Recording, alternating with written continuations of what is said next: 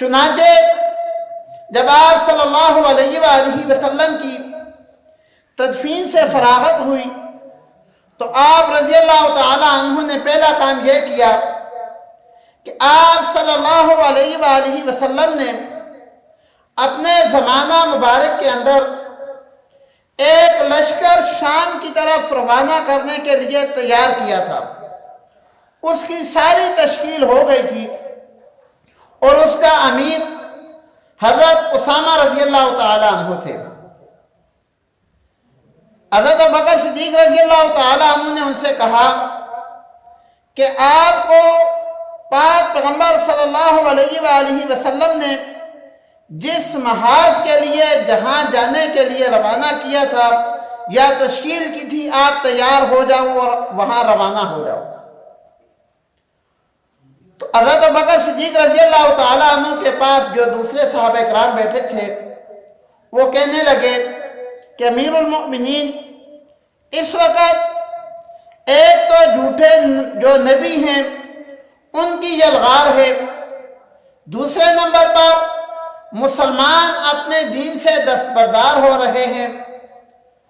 تو آپ اس لشکر کو نہ بھیجیں، اس لشکر کو یہیں رکا رہنے دیں، مدینہ منورہ کی حفاظت کے لیے اس لشکر کی ضرورت پڑے گی۔ تو حضرت ابوبکر صدیق رضی اللہ تعالیٰ عنہ کہنے لگے کہ جس لشکر کی تشکیل اللہ کے نبی نے کر دی، میں اس لشکر کو کیسے روکوں؟ اس کی تشکیل تو اللہ کے نبی نے کی تھی، تو یہ تو جائے گا ہی، اس کو تو کوئی نہیں روک سکتا۔ تو پھر صحابہ اکرام نے مشورہ کیا اور حضرت ابوبکر صدیق رضی اللہ تعالیٰ عنہ کو یہ مشورہ دیا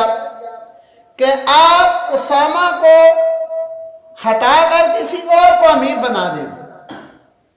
ان کی کوئی اپنی سیاسی مصلحت تھی۔ حضرت ابوبکر صدیق رضی اللہ تعالیٰ عنہ پھر کہنے لگے کہ اللہ کے بندو، کیا تمہاری سمجھ اللہ کے نبی سے زیادہ ہو گئی ہے؟ جب اللہ کے نبی نے اسامہ کو امیر مقرر کیا تھا رضی اللہ تعالی عنہ، تو وہی امیر ہوں گے۔ تمہارا مشورہ اور تمہاری سمجھ اللہ کے نبی سے زیادہ نہیں ہے۔ چنانچہ حضرت ابوبکر صدیق رضی اللہ تعالی عنہ نے حضرت اسامہ رضی اللہ تعالی عنہ کو روانہ کر دیا۔ اس کے بعد جو زکوٰۃ کے منکر تھے ان سے حضرت ابوبکر صدیق رضی اللہ تعالی عنہ نے جب زکوٰۃ پوری لینے کا ارادہ کیا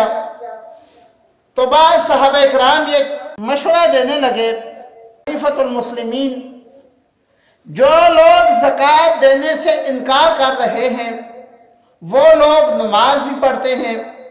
وہ لوگ کلمہ بھی پڑھتے ہیں، وہ لوگ پاک پیغمبر صلی اللہ علیہ وآلہ وسلم کو اللہ کا آخری نبی بھی مانتے ہیں، تو ہمارے اس وقت ارتداد کا